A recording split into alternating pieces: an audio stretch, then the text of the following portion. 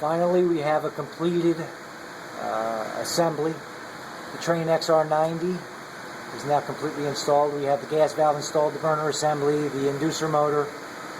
We got the pressure switch, the condensate trap. Everything is up and running right now. It's fired up. We're just testing out the system.